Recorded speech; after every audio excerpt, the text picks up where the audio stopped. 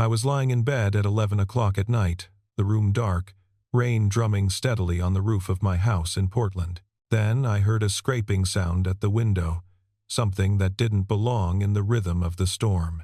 I sat up, and I saw her. A 56-year-old woman in a small white floral dress, both hands gripping the sill, one leg already swung over the frame, hair soaked and clinging to her face, looking straight at me with eyes that were half panic and half plea. She was the mother of the woman who had divorced me 3 years earlier. And the first thing she said to me, 4 words, was, "Please, let me stay." To understand why a 56-year-old woman was climbing through my bedroom window in the middle of a rainstorm, I have to take you back 7 years, to a version of my life where none of this would have made any sense to me either. My name is Ethan Calloway. I'm 34 years old. I work as a civil engineer, which means my job, every single day, is to look at a set of drawings and ask one plain question. Will this hold up under load? I suppose that's why I've always carried the same question into everything else in my life, into decisions, into relationships, into a marriage that, looking back, was never built to hold anything at all. I live in Portland, Oregon, in a small 2-bedroom house with a wooden porch that looks out over a modest backyard.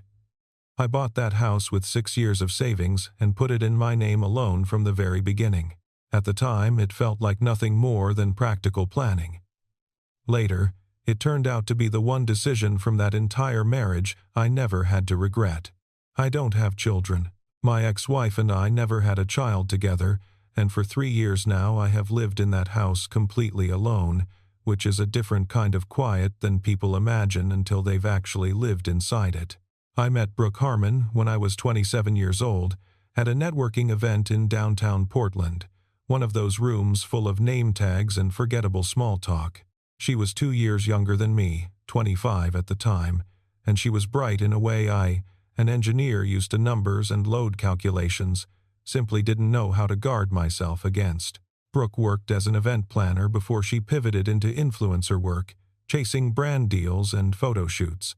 She always needed a light pointed at her. She always needed some kind of stage, even if the stage was just a dinner table with a phone propped up against a water glass. In the beginning, I mistook that hunger for liveliness. It took me years to understand it was actually a thirst that never once filled, no matter how much attention she poured into it. We got married after 2 years of dating. It was a large wedding, one Brooke designed entirely herself, down to the napkin folds, and I covered most of the cost without complaint, telling myself it was simply what a good partner did. That was the first of many mistakes I made in that marriage. Quiet ones, the kind that don't announce themselves until years later. But before I tell you about the marriage itself, I need to tell you about her mother, because nothing in this story makes sense without her. Diane Harmon. I met Diane for the first time about 3 months after Brooke and I started dating, at a family dinner held at her house on the outskirts of Salem. It was a small home with a wide, well-tended garden, the smell of damp soil and fresh basil drifting in through the screen door before I even stepped inside. Diane was 49 years old then, brown hair just beginning to go silver at the roots, an apron still marked with garden dirt, drying a bowl in her hands when I first walked into her kitchen. She looked at me for a long moment. She didn't say much. Then she turned back into the kitchen and came out a minute later holding something wrapped carefully in old newspaper. "I make pottery," she said, unwrapping it slowly. "This one I've kept the longest, out of everything I've ever made. But I think it belongs in a house with someone who understands what it means for something to actually last." Inside the newspaper was a small ceramic vase. Deep cobalt blue, the glaze catching the kitchen light, the mouth round and slightly imperfect. There was a small dent along one shoulder of it, a flaw she hadn't smoothed away. And somehow that dent was exactly what made the whole thing feel real, instead of decorative. I thanked her. Brooke stood beside me, glanced at the vase for half a second, and turned away toward the living room. "Mom's always giving people her dirt projects," she said, half laughing. Not unkindly, just dismissively. The way you'd talk about a hobby that embarrassed you a little. I didn't say anything back, but I set that vase on my kitchen shelf the moment I got home that night, and it has stood there, in that exact spot, from that evening to this one. My marriage to Brooke lasted 4 years. 4 years where I felt, more and more with each passing season, like I was building a structure on sand, not because I wasn't putting in the work, but because the person across from me didn't actually want solid ground. She wanted something that stayed shiny, something that kept moving, kept catching light from a new angle every few months. I carried the finances without complaint. I went to work every morning and came home every evening. And Brooke was away more and more often. Some event downtown, some trip out of state, some brand collaboration that always seemed to require just one more overnight stay. The one steady thing in those years, strangely enough, the one thing that didn't shift under my feet, was Diane. She would stop by our place now and then, unannounced but never unwelcome. She'd bring vegetables from her garden in a paper bag. She'd fix the cabinet hinge I kept meaning to get to and never did. She'd sit with me on the porch with a cup of coffee while Brooke was off somewhere I didn't know about and had, honestly, stopped asking about. Looking back now, I can see how strange it was. A mother-in-law becoming the steadiest presence in a marriage that was slowly hollowing itself out, but, at the time, it never once struck me as strange. It just felt like kindness, plain and simple, and I had no reason yet to look any closer at it. The smell of morning coffee drifting out through the screen door, the sound of oak leaves shifting overhead on the porch roof, Diane's apron still carrying a faint trace of garden soil even when she wasn't gardening. I told myself, at the time, that all of this was perfectly normal, that this was simply what a good mother-in-law looked like. I had no idea I was quietly laying the foundation for something I couldn't have named yet and wouldn't have believed if you'd told me. I was 31 years old when I found out Brooke was cheating with her business partner. I didn't go looking for evidence. I simply saw her phone left on the kitchen counter one evening, the screen still lit up from a message she hadn't meant to leave visible. I didn't shout. I didn't throw anything. I set the phone back down exactly where it had been. I got myself a glass of water and drank it slowly at the sink. Then I walked into the bedroom, sat down on the edge of the bed, the same bed you'll picture later in this story, and I sat there in complete silence for close to an hour, just listening to the house settle around me. Brooke came home a little after that. I told her I knew. She didn't apologize, not once. She looked at me and said, "Ethan, you're too boring. It's not your fault, but you're too boring." That is still the strangest sentence anyone has ever said to me, especially from someone who had just caused that much damage. The divorce took 4 months of paperwork, moving through the system with the kind of efficiency that only comes from having no children and clean, separate assets to divide. Brooke moved out on a Saturday in early spring. The house, and everything in it, stayed mine. The blue vase stayed exactly where it had always been, on the kitchen shelf. Brooke never once looked at it while she packed her boxes, never once asked if she should take it, as if it had simply never existed for her at all. About a month after Brooke moved out, my phone rang with a number I didn't recognize. I almost didn't answer it. Then I realized, halfway through the second ring, that it was Diane. "Ethan," she said, her voice careful. "I know this might not be the right time to call, but I want you to know I still think of you as family." I didn't know what to say to that. I sat down at the kitchen table, phone against my ear, looking across the room at the blue vase on the shelf, feeling something tighten and loosen in my chest at the same time. "You don't have to," I started to say. "I know I don't have to," she said gently, cutting me off without making it feel rude. "But I want to."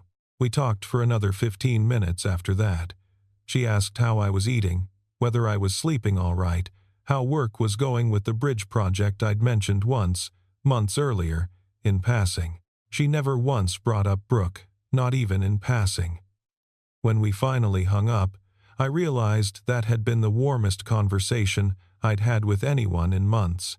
I told myself, simply, This is just a kind woman checking in. Nothing more complicated than that. I was wrong, though it would take me a long time to understand exactly how wrong. 2 months after that call, deep into fall, red maple leaves scattered outside the window, Diane drove up from Salem to Portland unannounced. She stood at my front door holding a cookbook wrapped in a cloth grocery bag, rain just starting to fall behind her.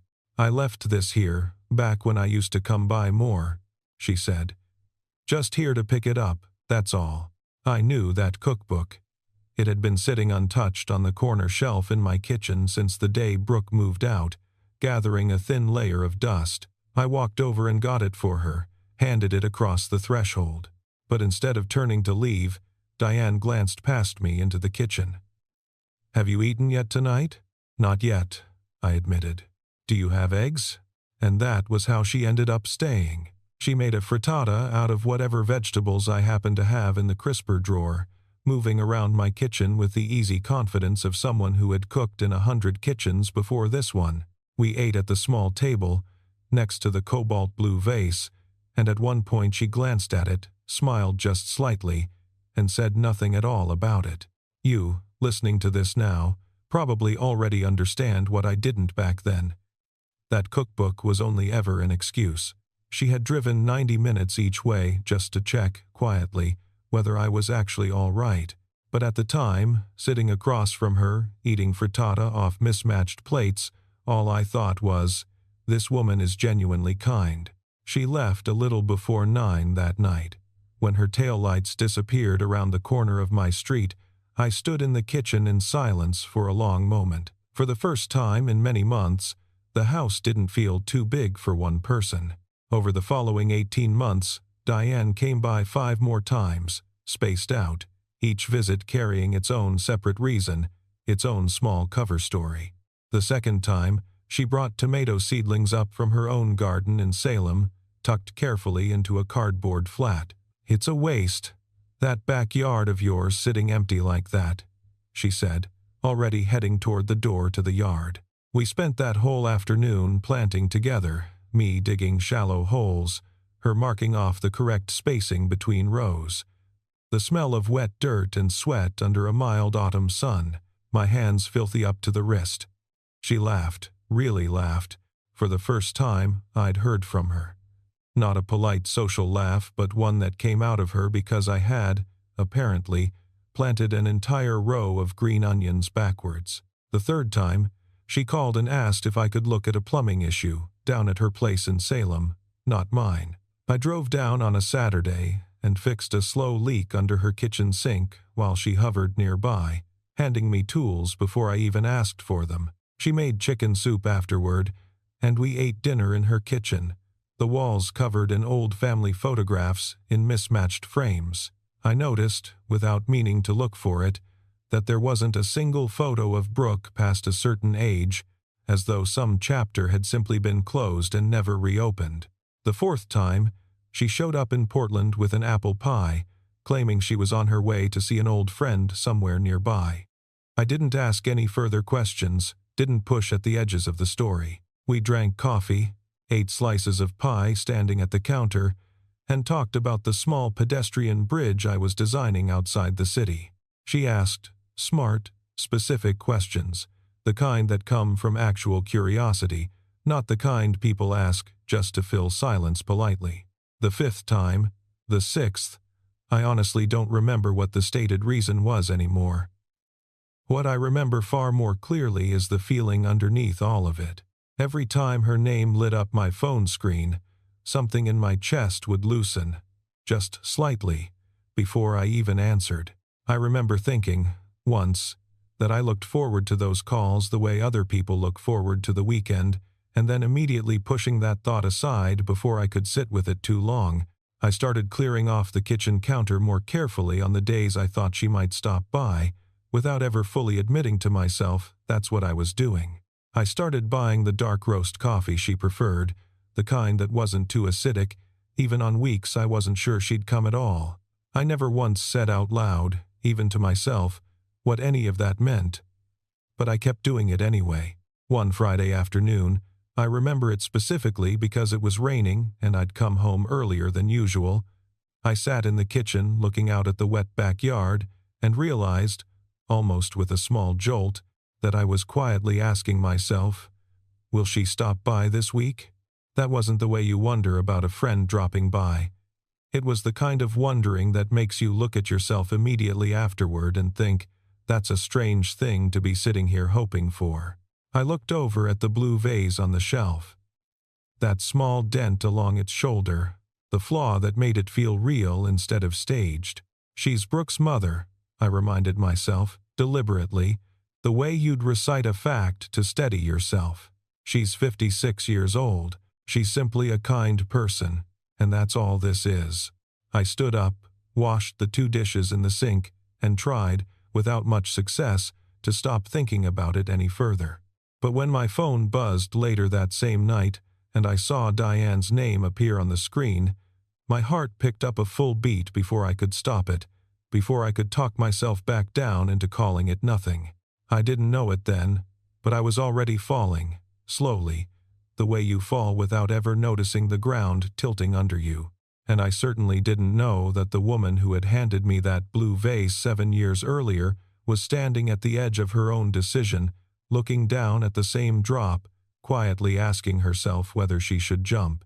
It was August. Portland summers usually run dry and warm, but that particular year the rain came out of season, heavy and relentless, drumming on the metal roof like someone knocking at a door who refused to give up and go away. I'd been asleep for maybe an hour when I woke to a scraping sound that didn't belong to the storm. Not the rain itself, something else, something closer and more deliberate. It was coming from the side window of my bedroom, the one facing the narrow strip of yard between my house and the fence line. I sat up in bed. The small nightlight in the corner threw a faint yellow glow across half the room, leaving the rest in shadow. And that's when I saw her. Diane was gripping the windowsill with both hands. One leg already swung over the frame, hair soaked and plastered flat against her face, that small white floral dress clinging to her from the rain. She looked straight at me, and it wasn't the look of someone caught in the middle of something shameful. It was the look of someone who had run as far and as fast as she could and had genuinely nowhere else left to go. "Diane," I said, already sitting fully upright. "The pipe burst," she said, her voice strangely steady for a woman climbing through a stranger's window in the middle of a storm. "The whole first floor's flooding. I didn't grab my phone in time, and it died before I could even call anyone. I got in the car and drove up here without really thinking it through." She stopped, breathing hard.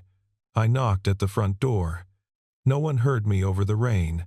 I knew this side window used to stick open a little, back when I still came around more. I stood there for a moment, just looking at her. Rainwater running from her hair down onto the sill, pooling on the wood. "Please," she said quietly. "Let me stay tonight." I crossed the room and helped her the rest of the way in. She stepped down onto the wood floor, leaving a dark, wet outline behind her. I grabbed a towel from the bathroom without a word. I didn't ask any more questions, not that night. I gave up the guest room for her, brought out an extra blanket, put the kettle on for tea. We sat for a few minutes in the kitchen, her hands wrapped around the warm mug, me sitting across from her at the table. Neither of us said anything, but the silence between us wasn't heavy the way silences sometimes are. It was strange in a different way. It felt, oddly, safe. Once she'd gone into the guest room to settle for the night, I stood alone in the kitchen for a long while. The blue vase sat on the shelf where it always sat. I looked at it, really looked at it, and for the first time I let myself ask the question directly. Had she really come because of the pipe, or had the pipe simply been the excuse that finally gave her the nerve to come at all? I didn't have an answer that night. I turned off the kitchen light and went back to bed, listening to the rain slow gradually into something gentler. I woke at 6 the next morning to the smell of coffee already brewing. Diane was up before me. She stood in the kitchen, her hair dry now, wearing the same floral dress, air-dried overnight on the back of a chair. She was pouring coffee into 2 separate mugs, dark roast. the exact kind I'd started buying months earlier without ever explaining why. She set one mug down on the table in front of me without a word. I sat down across from her. We drank our coffee together in comfortable silence, early morning light spilling in through the kitchen door, catching the cobalt blue vase and making it glow faintly along one edge. That single quiet morning, I have to tell you, I remember it more clearly than any argument from 4 full years of marriage to Brooke. A month after that night, on a Saturday afternoon, I heard a knock at my front door, sharp and impatient. I opened it. Brooke was standing there. 3 years since I'd last seen her in person, and she still dressed sharp, hair freshly dyed a shade I didn't recognize, but there was something tired around her eyes that hadn't been there before. I already knew from Diane, in passing conversation, that her business partner turned boyfriend had left, that her influencer career had been sliding for a while. "Hey," she said, smiling in that old familiar way I used to find charming, back when I didn't know any better. I was just in the area. "Brooke." I kept the door mostly closed, my body filling the gap. "What's going on?" Before she could answer, I heard footsteps coming from further inside the house. Diane had stopped by that afternoon. She was in the kitchen finishing up something. Her sandals sat neatly by the door on the mat. Brooke's eyes dropped to the sandals, came back up, then moved past my shoulder, scanning the hallway behind me. "Is my mother here?" "She's visiting." Something shifted across Brooke's face, quick and unmistakable.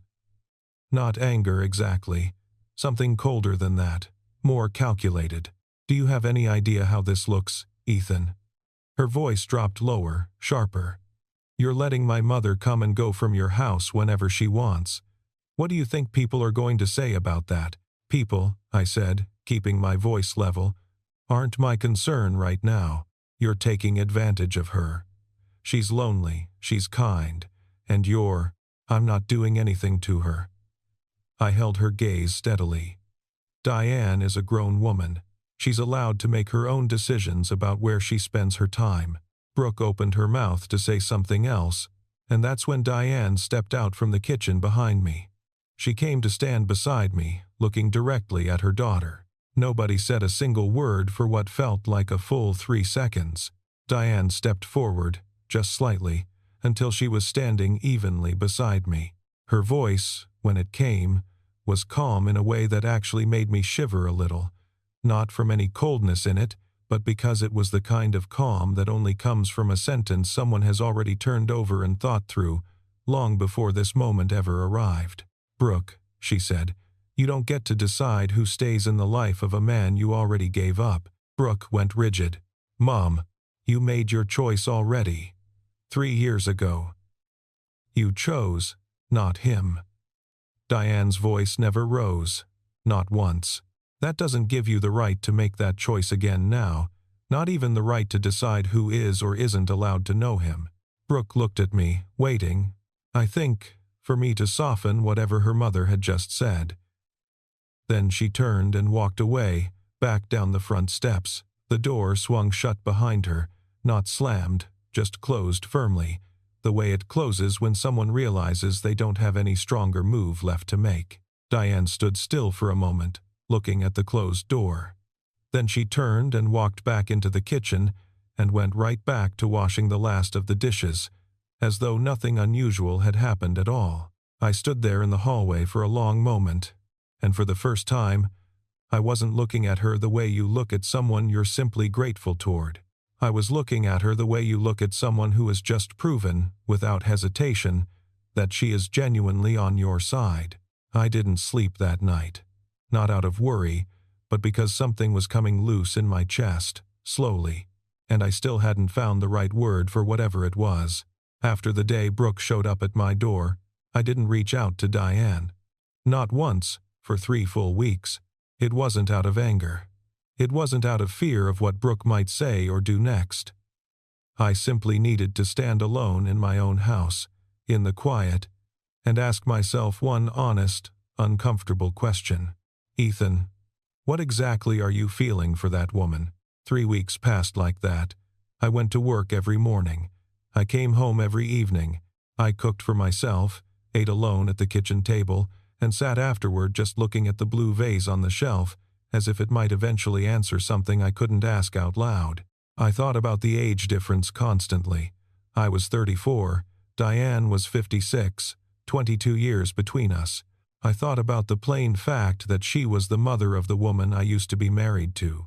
I thought, more than I wanted to, about what other people would say if they knew. Then I thought about the morning she poured dark roast coffee into 2 mugs without asking if I wanted any. About the sound of her laughing when I planted a whole row of onions backwards. About the exact tone of her voice when she told Brooke, "Standing in my hallway, you don't get to decide who stays." And slowly I understood that I had spent 3 straight weeks using every one of those smaller questions as a way to avoid answering the only question that actually mattered. On the 3rd Wednesday night, I sat at the kitchen table with my phone in front of me. I looked at it for close to 15 minutes without touching it. Then I finally picked it up and called. She answered after 2 rings. "Ethan." Her voice was calm, steady, no trace of accusation in it, no question about why I'd gone quiet for 3 weeks straight. "How are you?" I asked, which had to be the most useless question available to me in that moment, but it was the only sentence I could get out first. "I'm well," she said simply. "You? I need to see you," I said. "Somewhere outside. Not my house. Not yours. Somewhere neutral, if that makes sense." A short pause on the line. "Lads Edition," she said finally. "This weekend, Saturday afternoon." Lads Edition sits in the middle of Portland, a small neighborhood park with rose beds planted in wide, careful circles. That particular month the roses were in full bloom, deep red, soft pink, bright orange, a faint, sharp scent drifting through the afternoon air with every gust of wind. Diane arrived exactly on time. She wore a simple navy top, her hair pulled back neatly. We walked one slow loop around the park together before finally sitting down on a bench near the old stone fountain. I didn't know how to start. I had rehearsed it all week in my head, full sentences, careful phrasing, and now, sitting beside her, every single one of them slipped away completely. "I don't know how to define this," I finally began. "And honestly, I'm not even sure I should be saying any of it out loud right now. But if I don't say it, I know I'll just keep sitting in that kitchen staring at that blue vase, never letting myself actually understand why." Diane looked at me steadily. She didn't smile. She simply waited, giving me room to keep going. "I don't know what this is," I continued. "I know you used to be my mother-in-law. I know the age gap between us. I know every single reason I could list not to say this out loud. But you're the person I think of first when something happens and I want to tell someone about it. You're the person I buy that specific coffee for, even on weeks I'm not sure you're going to come by at all. And the night you climbed through my bedroom window, I stopped, had to steady myself. The very first thing I felt wasn't shock. It was relief, like something had finally arrived exactly where it was supposed to land." A long silence stretched between us. Then Diane spoke, her voice steady, unhurried, not rushing a single word. "I know. I've been waiting for you to get here for a long time now." I looked over at her. "I never knew what it would turn into," she went on, quieter now. "I never sat down and planned any of this out, not really. I just knew that every single time I drove up to Portland, I found myself breathing a little easier the closer I got. And I'm old enough now to understand that doesn't happen very often in a person's life." A gust of wind moved through the rose beds beside us. One deep red petal broke loose, spun once in the air, and landed on the ground on the path between our 2 feet. I didn't reach for her hand. Not yet. But I didn't look away from her either. "I want you in my life," I said finally. Slowly. "There's no need to rush any of it, but I want it." She nodded, just once. That was all she said. We sat together in that park for another hour after that. Neither of us tried to map out exactly what came next, but driving home afterward, I glanced into the kitchen through the window as I pulled into the driveway, That blue vase didn't feel like something I was simply holding onto for someone else. It felt like mine. Finally. Fully mine. And the woman who had handed it to me 7 years earlier had probably understood that long before I ever did. We didn't announce anything to anyone. No posts online. No calls to let people know. We simply started having dinner together on Friday nights, small, unassuming places scattered around Portland, the kind with worn wooden chairs, handwritten menus taped to the wall, candlelight instead of overhead fluorescents. Diane usually chose where we went. She knew Portland far better than I'd ever given her credit for. She'd lived here for years, long before she ever moved out to Salem. The first dinner, we talked mostly about work, safe territory. The second, she told me about the house in Salem, about the vegetable garden she'd built up over decades, about the years she spent teaching high school biology before she retired early. The third dinner, I told her about the pedestrian bridge project I was finishing up outside the city, and she listened in the way I already knew meant she was actually fully listening, not just waiting politely for her own turn to speak. A coworker of mine happened to see us together at one of those restaurants and asked me point blank the next morning at the office. "Who was that, exactly?" "A friend," I said. "Didn't really look like just a friend," he said. "Not unkindly, just observant." "I know," I said. And I left it there, didn't explain any further. A handful of other people were quietly curious after that. Nobody else asked me directly, except for one of Brooke's old friends, who texted me out of nowhere one evening. "Do you even know what you're doing right now?" I read the message twice, deleted it without replying. I was old enough by then to understand something important, that not every question, even a pointed one, deserves a full answer. Only the right people, the ones who actually matter, deserve to be heard. Around the second month, Diane started leaving small things behind at my house. Nothing deliberate at first. A light jacket forgotten across the back of the sofa, a paperback she was in the middle of reading, left face down on the kitchen table, a box of loose-leaf tea, she said, was too much for me alone. Keep it here for whenever. I never once put any of it away in a closet or a drawer. I just left everything exactly where she'd set it down. One quiet afternoon, she stood at the kitchen window, looking out over the backyard. The tomato plants she'd started the previous year still alive out there. Fruit coming in green and heavy on the vine, and she said, without turning around to face me, "Ever think about planting anything else back there?" "I've thought about it," I said. "Just never knew exactly what." "Basil," she said immediately. "And eggplant, too. Eggplant does well planted right alongside tomatoes, if you give it room. You know my backyard better than I do at this point." She turned around then and smiled. A real smile. The same unguarded one I'd first seen the day I planted an entire row of onions in backwards. I've been here often enough by now to know it pretty well. We planted basil and eggplant together that same weekend. My hands turned dirty, hers turned dirty right alongside mine. The smell of wet soil and sharp basil leaves hanging heavy in the warm Portland afternoon air. The blue vase sat on the kitchen shelf, watching the two of us through the window the whole time, the way it always seemed to, somehow. I remember thinking, hands full of dirt, that this was the first time in years the backyard had felt like it belonged to someone who actually planned on staying.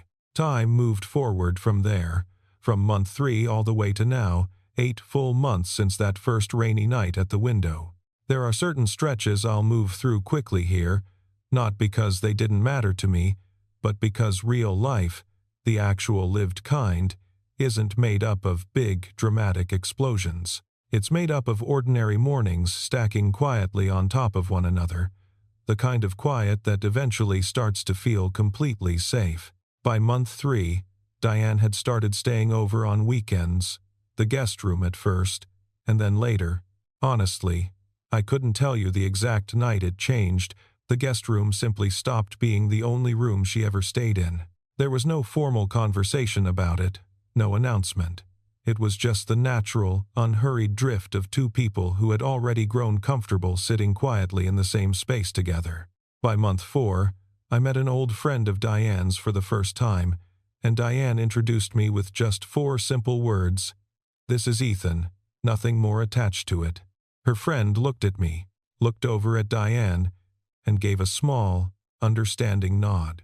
She was sharp. She understood immediately, without needing anything spelled out. By month 5, Brooke apparently sent Diane a text message. I never learned what it said, and Diane never offered to tell me. All she said, without looking up from the cutting board, was, "She's still the same as ever," and then went right back to slicing vegetables for dinner. I didn't press for more. That particular story belonged to Diane and Brooke, mother and daughter. It was never mine to ask about. By month 6, Diane had started bringing potted plants up from Salem, one at a time, one more each visit, gradually filling in the empty corners of my porch. I never said a word about it. I just quietly went out and bought more shelving to hold them all. By month 7, I drove down to Salem myself and met Diane's longtime neighbors, an older married couple who had known her for close to 20 years. The husband looked me over slowly, gave one measured nod, and finally said to Diane, "This one seems all right." Diane laughed at that. So did I, right along with her. Which brings me to month 8. Right now, this evening. I came home earlier than usual this afternoon. Diane was already in the kitchen. Something on the stove, filling the whole house with the smell of garlic frying in oil and fresh basil. Basil from our own backyard. I could tell immediately, without even having to look. I stood at the kitchen doorway for a moment, just watching her. She had no idea I was already home. She was humming quietly to herself, not any song I recognized, just some melody she was making up as she stirred, letting it drift wherever it wanted to go. Her graying brown hair was pulled back loosely, a few strands falling free. She had on the apron I'd bought her the month before, already faintly marked with cooking stains. The cobalt blue vase sat on the kitchen shelf behind her, catching the last of the afternoon light. That same small dent along its shoulder, still there, still exactly what made it feel real. I stood there a moment longer. I didn't walk in right away. I just wanted to hold on to that particular moment for a little while longer before it passed into the next one. 8 months ago, I watched this same woman climb through my bedroom window in the pouring rain and thought, what on earth is happening right now? 8 months later, standing quietly at my own kitchen doorway, I found myself thinking something entirely different. Everything has finally landed exactly where it belongs. I'm an engineer by trade. My whole job, every single day, comes down to one plain question. Will this hold up? I've asked that same question about a great many things over the years, about my marriage, about decisions I made without thinking them all the way through, about my own future, and the honest answer wasn't always yes. But I've come to understand that some things hold up, not because they happen to be perfect, but because they're genuinely real. The blue vase on my kitchen shelf isn't perfect. There's a small dent pressed into its shoulder that never smoothed out. But it has stood in that exact same spot for 7 years now, through an entire marriage, through a divorce that ended it, and through one rainy night when the very woman who gave it to me climbed through my bedroom window and said 4 simple words. Please, let me stay. I don't have a tidy answer ready for anyone who wants to judge this story. I'm not out here looking for anyone's approval. I only know that the woman standing in my kitchen tonight, cooking dinner and quietly humming a song with no name, is the first person in a very long time who has genuinely made me want to come home at the end of the day. And some nights, honestly, that's all you really need to know for certain. Not every question in life needs a complicated answer. Sometimes the simplest one is the truest one you'll ever get. Life never asks whether you're ready for it. It just knocks on your window some rainy night and asks you one simple question. Do you have the nerve to open it? If you were in my place that night, would you have opened that window too? And when do you think Diane first understood what she was actually feeling? From that very first visit with the cookbook, or all the way back to the day she first handed me that blue vase? If this story reached you at all, even for one single moment, go ahead and leave a like. It lets me know you were here with me through all of it. Subscribe if you'd like to hear more stories in this same vein. Not the polished, perfect kind, but the real ones. The ones that actually happen this way. And tell me in the comments what you'd personally call this. I still haven't found the exact right word for it myself. Maybe you'll land on it before I do.